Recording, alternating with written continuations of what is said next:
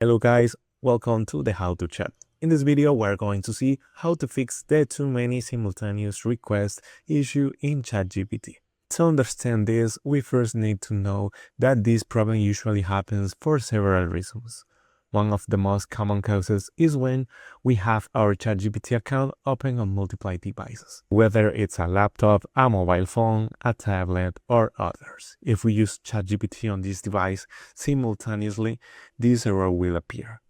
So, what we should do, obviously, is make sure that ChatGPT is only being used on this account on a single device. If we don't do that, this problem may occur. Another solution is to simply close and reopen ChatGPT app. This might also help. Another thing we can do, for example, is update ChatGPT. Once we perform this update, we might be able to fix the issue.